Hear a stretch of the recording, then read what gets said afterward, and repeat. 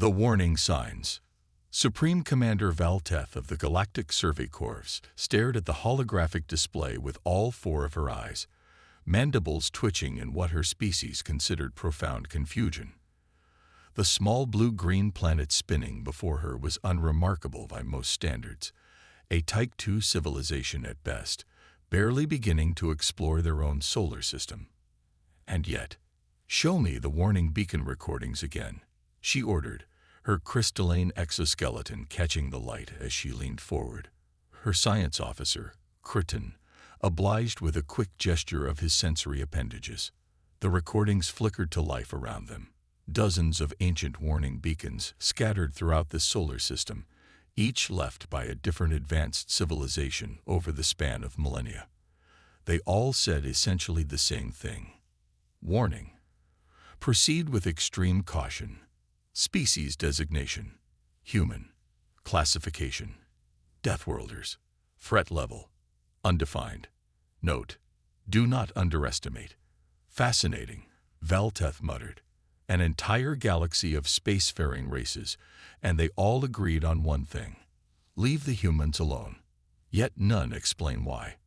Perhaps more concerning, Crichton added, his bioluminescent patches pulsing with anxiety, is that several of these civilizations were Type III or higher. What could make such advanced species so cautious about a primitive world? Valteth's attention shifted to the live feeds of Earth. Her ship's quantum sensors captured thousands of simultaneous data streams. Entertainment broadcasts, military communications, social media, and more.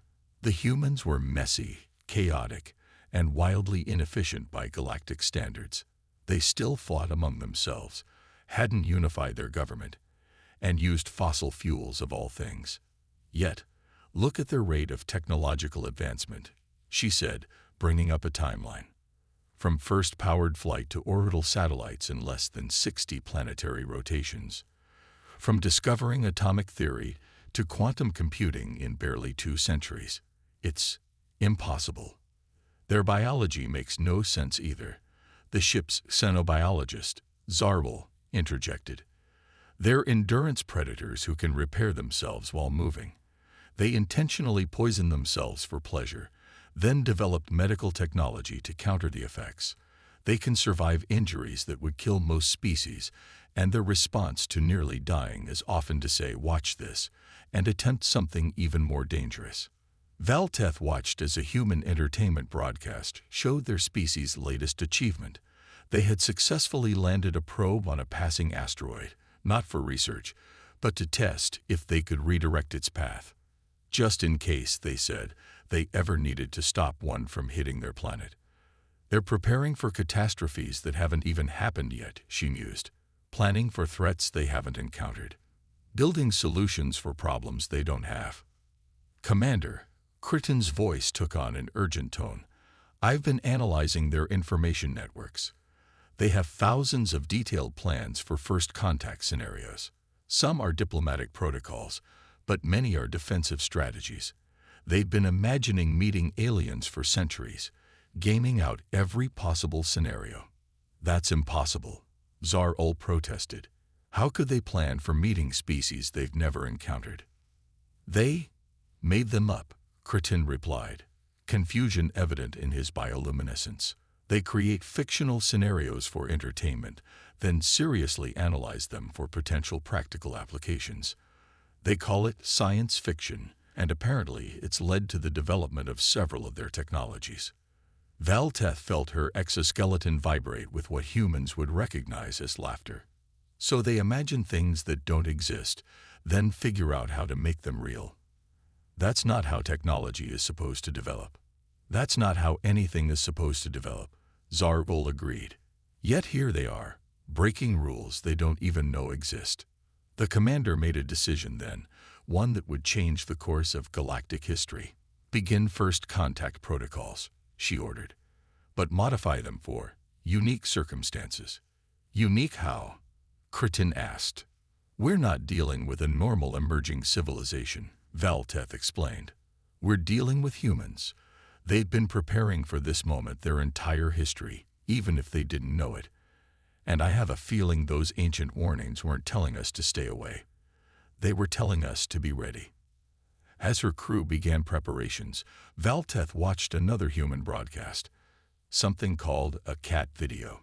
She didn't understand why millions of humans were watching small predators knock objects off elevated surfaces, but she had a feeling she was about to learn a lot about things that didn't make sense, and somehow that seemed perfectly appropriate for humanity's first step into the galactic community. The observation period. "They're doing it again," Curtin reported, his bioluminescent patches flickering with a mixture of awe and horror. "They're testing the limits of their biology for entertainment." Supreme Commander Valteth moved to the observation screen, watching as humans participated in something called an extreme sports competition. Her exoskeleton vibrated with nervous energy as she watched them deliberately throw themselves off high platforms, performing complex aerial maneuvers before deploying thin fabric devices to slow their descent. "Add it to the report," she sighed. Category: recreational activities. That should be fatal. The Galactic Survey Corps vessel had been observing Earth for 3 standard months now, hidden behind advanced cloaking technology. Their mission was to understand humanity before making official first contact, but every answer only led to more questions. "Commander," Zar-Ul called from his station, "you need to see this. I've been analyzing their medical practices." The xenobiologist's appendages were trembling slightly.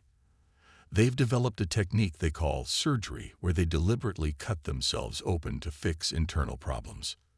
"That's not unusual," Valteth replied. "Many species have developed internal medical procedures." "Yes, but humans."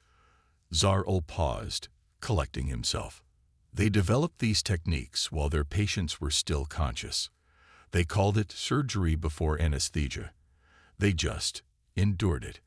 Then they invented chemicals to make it painless, but the fact that they even attempted it in the first place." Valteth felt her primary heart skip a beat. "Add it to the report." Category: problems solved through sheer stubborn determination. The observation team had created dozens of such categories trying to classify human behavior. Solutions that create new problems. Apparently illogical decisions that somehow work out. Things done because someone said it was impossible. The list grew daily. "New data from their entertainment networks," Curtin announced.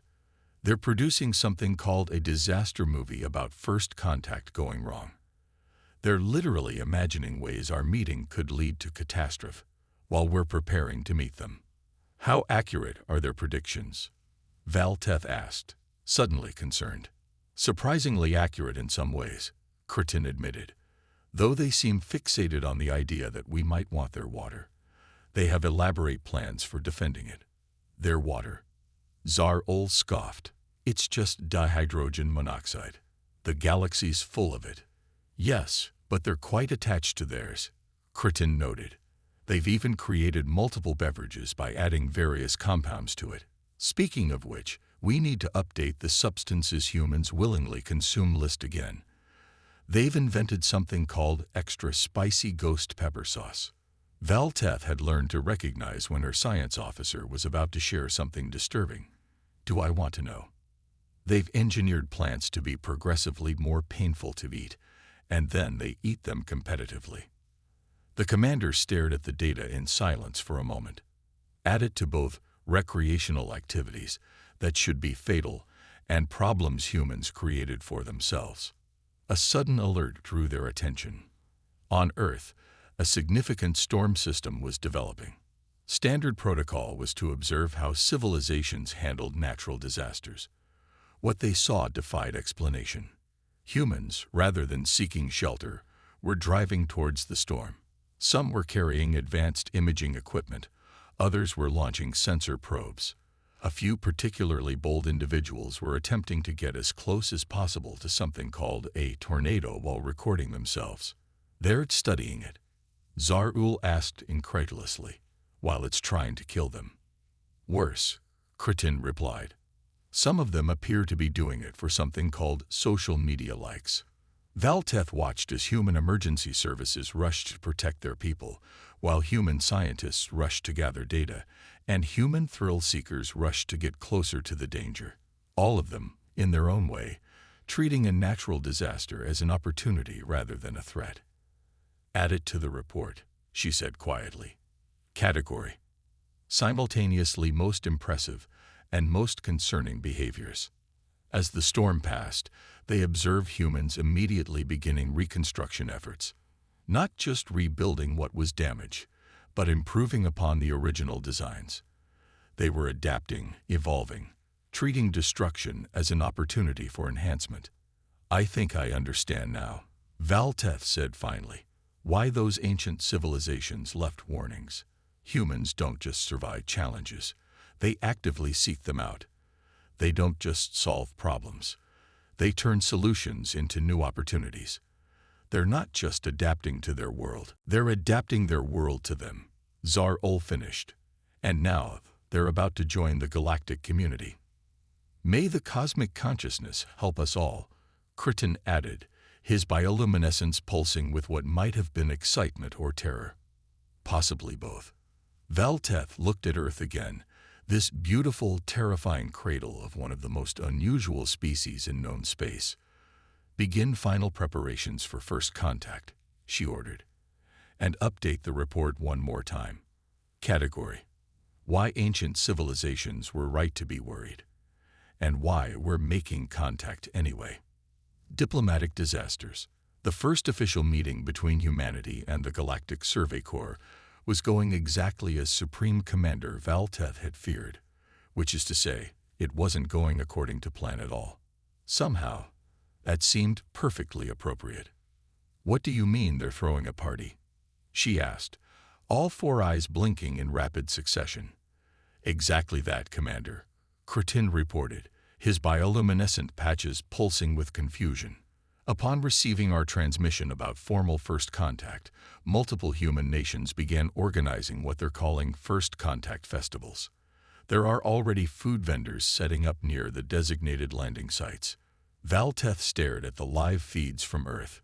Humans were indeed gathering in massive numbers, many carrying signs with messages ranging from "Welcome alien friends" to "Show us your technology," and, somewhat worryingly, "We'll trade coffee for spaceship." "They're not afraid?" Zar-Ul asked, monitoring the biological readings of the gathered crowds. "Their adrenaline levels suggest excitement rather than fear." "Oh, they're terrified," Crichton corrected, analyzing the data streams. "They're just choosing to respond to that fear by organizing parties, creating merchandise, and making something called memes about the situation. I've counted over 10,000 variations of aliens visiting Earth jokes in the last hour alone." The landing ceremony itself proved equally unpredictable. Despite careful coordination with Earth's governments, the moment their ship descended through the clouds, hundreds of unauthorized drones rose to meet them, piloted by what humans called social media influencers trying to get the perfect shot. As Valteth led her diplomatic team down the landing ramp, she was prepared for anything. Except what actually happened. A human child had somehow slipped through security, running right up to them with wide eyes and an object in hand. "This is for you," the child announced, holding up what appeared to be a plush toy representing a stereotypical alien as imagined by human popular culture. "Mom says you probably traveled a long way, and everyone needs a friend when they're far from home." The security teams looked mortified. The diplomatic corps froze.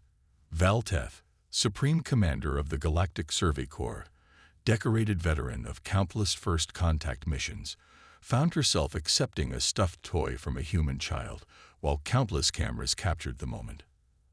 "Add it to the report," she subvocalized to her team. Category: moments that shouldn't work but somehow do. The formal meetings that followed were a mixture of serious diplomatic discussions and what humans called cultural exchange. The aliens learned that humans had indeed developed thousands of first contact protocols, ranging from scientific procedures to religious ceremonies to something called Independence Day movie night. "Your species is remarkably well prepared for this moment," Valteth observed to the UN Secretary-General during one session. "Oh, we've been preparing for aliens since before we had electricity," the Secretary-General replied cheerfully. "We just didn't know if you'd be like E.T. or the xenomorphs from Alien, so we prepared for both. Would you like to watch some of our first contact movies? They might help explain our perspective." The alien delegation's attempt to understand human culture through their entertainment media led to even more confusion. They imagined thousands of ways this meeting could go wrong, Curtin reported during their evening briefing, and then developed solutions for each scenario, even the impossible ones. "Impossible ones?" Valteth asked, dreading the answer. "They have multiple plans for dealing with time-traveling robots, Commander. They don't have time travel technology or advanced robotics yet, but they have plans, just in case." The real breakthrough, or breakdown, depending on one's perspective, came during what was supposed to be a simple diplomatic dinner. The human hosts, trying to be accommodating, had prepared dishes from various Earth cultures. They had also, faithfully, included coffee. Zarul, the xenobiologist, was the first to try it. His reaction was immediate and profound. His bioluminescent patches began pulsing in patterns never before recorded in his species, and he began speaking at 3 times his normal speed about the potential applications of human biochemistry in galactic medicine. "Should we be concerned?" Valteth asked Curtin, watching as Zarul attempted to explain human cellular regeneration to a potted plant. "According to my analysis," Curtin replied, "this substance contains compounds that interact uniquely with our biology. It appears to be a mild neurostimulant for humans, but for us." He paused as Zarul began drawing complex molecular diagrams on his dinner napkin. "Well, now we know why one of those ancient warnings specifically mentioned something called espresso." The humans, far from being concerned about accidentally intoxicating the alien delegation, were delighted. Scientists from both species immediately began discussing the implications, while baristas in the crowd started debating the best way to adjust their brewing methods for alien biology. "They've turned a potential diplomatic incident into an impromptu scientific collaboration," Valteth observed, watching as human and alien scientists excitedly exchanged notes. Add it to the report. Category: chaos that somehow leads to progress. By the end of the first week of official contact, the alien delegation had accumulated more data about humanity than they had gathered in 3 months of observation. They had also accumulated a collection of souvenirs, several new theories about interspecies biochemistry, and what humans called T-shirts, with increasingly bizarre first contact slogans. "Commander," Curtin reported during their final evening briefing, "I believe I understand now why those ancient civilizations left those warnings. They weren't trying to prevent contact with humanity. They were trying to prepare future visitors for this." Valteth looked out at the city lights below their ship, where humans were still celebrating, still asking questions, still pushing boundaries and breaking protocols in ways that somehow made everything work better. "No one could be prepared for humanity," she replied. "And I think that's exactly why the galaxy needs them." The coalition crisis. 3 months after first contact, Supreme Commander Valteth found herself in an unprecedented situation, explaining to the Galactic Council why humanity should be given an emergency seat at the table. The council chamber, a vast amphitheater of crystalline structures floating in deep space, hummed with tension. "You cannot be serious," Council Elder Angstera proclaimed, their photosynthetic tendrils writhing in agitation. "These humans have barely achieved spaceflight. They still use chemical rockets. Their planet isn't even unified." "With all due respect, Elder," Valteth responded, "that's exactly why we need them. The swarm is unlike anything we've faced before. Our conventional tactics are failing. We need unconventional solutions." The swarm had appeared 3 weeks ago, a vast collective of biomechanical entities that consumed everything in their path, adapting to every weapon used against them. 17 worlds had already fallen.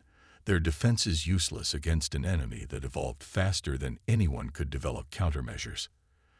"I study humanity extensively," Valteth continued. "Their history is an endless series of overcoming impossible odds through what they call thinking outside the box. They specialize in solving problems no one else thinks can be solved." "By what method?" another elder demanded. "All of them. Simultaneously. That's what makes humans unique. They don't look for the right answer. They try every possible answer, including the wrong ones, just to see what happens." As if to prove her point, the chamber's communications array lit up with an incoming transmission from Earth. The humans had been given the basic details of the swarm crisis just hours ago. They were not supposed to have any input yet. They were supposed to be processing the shock of learning about an existential threat to the galaxy. Instead, they had questions. Many, many questions. "Greetings, Galactic Council." A human scientist appeared on the main screen, part of a hastily assembled task force. "We've been analyzing the swarm data you provided, and we have some ideas we'd like to propose." "Ideas?" Elder Engstera sputtered. "You've had the information for less than a planetary rotation." "Yes, and we've been brainstorming. Have you tried introducing a targeted virus into their biomechanical systems? Or perhaps using their adaptive nature against them by feeding them deliberately flawed upgrade paths? Also, we have this concept from an old video game called a logic bomb that might be interesting." The council chamber erupted in chaos as dozens of Earth scientists began sharing theories, each more outlandish than the last.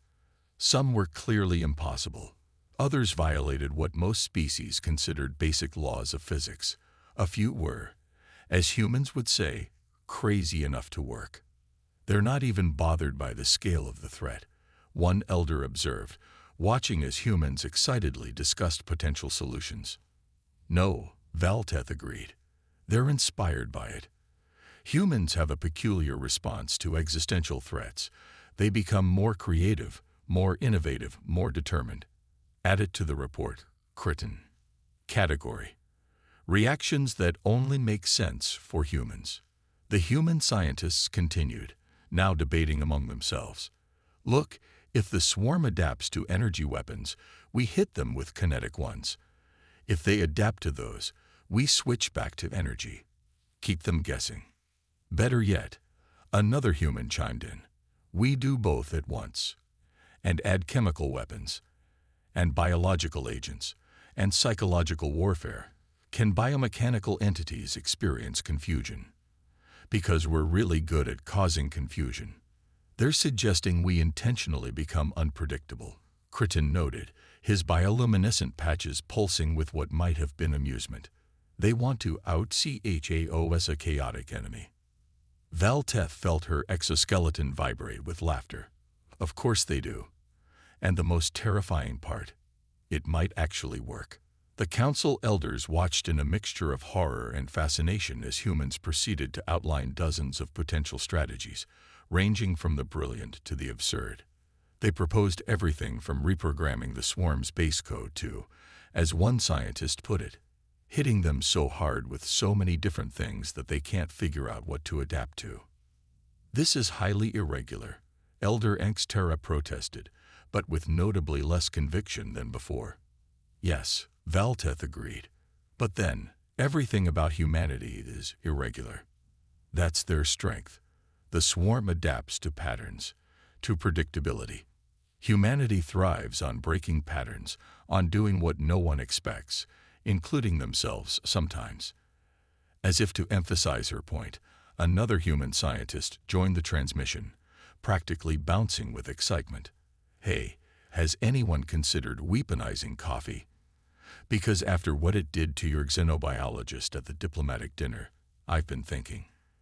Valteth watched as the council elders tried to process this suggestion and added another entry to their ever-growing report. Category: solutions no other species would even consider. The fate of the galaxy might just depend on humanity's unique brand of controlled chaos, and somehow that was both the most terrifying and most hopeful thought possible. Humanity's gift.